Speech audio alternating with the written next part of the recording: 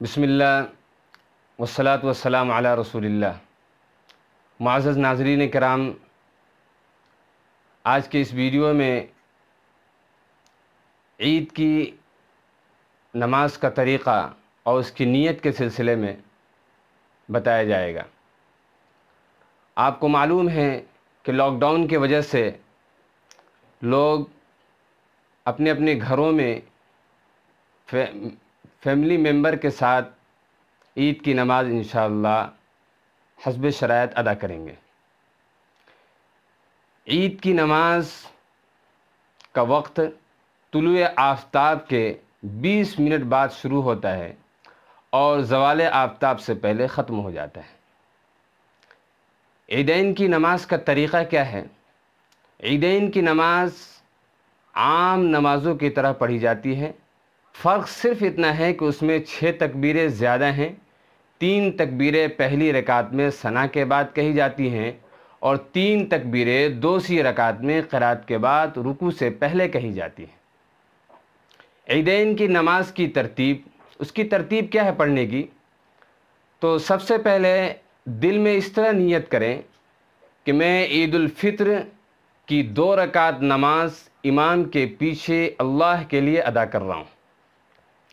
اگر امام ہو تو نماز پڑھانے کی نیت کر لے، پھر دونوں ہاتھ کانوں تک اٹھائے اور اللہ اکبر کہتے ہوئے ہاتھ باندھ لے، پھر ثنا پڑھے، پھر جب ثنا پڑھ چکے تو دونوں ہاتھ کانوں تک اٹھائے اور اللہ اکبر کہتے ہوئے نیچے چھوڑ دے، پھر دوسری مرتبہ دونوں ہاتھ کانوں تک اٹھائے اور اللہ اکبر کہتے ہوئے نیچے چھوڑ دے، پھر تیسری مرتبہ دونوں ہاتھ کانوں تک اٹھائے اور اللہ اکبر کہتے ہوئے ہاتھ باندھ لے، تیسری مرتبہ ہاتھ چھوڑنا نہیں ہے۔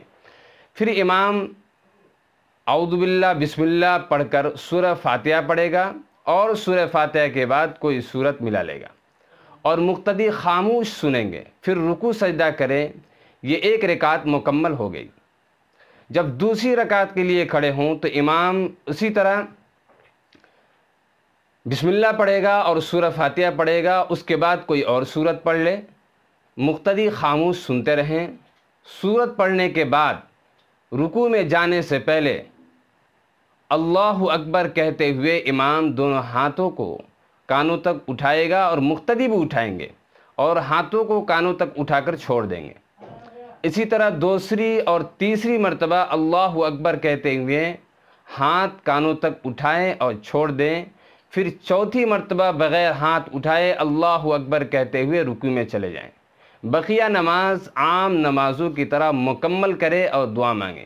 پھر امام 2 خطبے دے اور خطبے میں تکبیر تشریق اللہ اکبر لا الہ الا اللہ واللہ اکبر وللہ الحمد زیادہ سے زیادہ پڑھنے کی کوشش کرے۔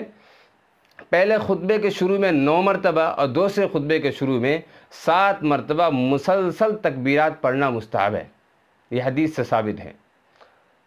اس لیے آپ تمام حضرات سے گزارش ہے کہ اس سے پہلے کی ویڈیو میں نے جس طرح سے بتایا ہے اس طرح سے عید الفطر کی نماز ادا کی جائے، اور اس کے اندر جو آدمی نماز پڑھائے وہ حتی الامکان کوشش کرے کہ نماز پڑھانے کے بعد خطبہ دے، کتاب کو دیکھ کر دے یا خطبہ لکھ لے یا زبانی یاد کر لے۔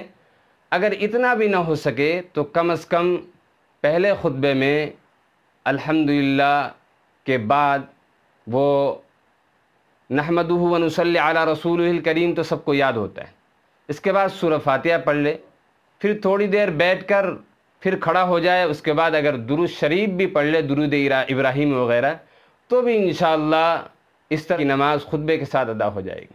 اگر کوئی آدمی اتنا بھی خطبہ نہیں دے سکتا ہے تو پھر جیسا کہ میں نے پہلے ویڈیو میں بتا دیا کہ عیدین کا خطبہ دینا سنت ہے، کسی مجبوری کے بنا پر اگر ترک کر دیا جائے تو بغیر خطبے کے بھی عیدین کی نماز ہو جائے گی۔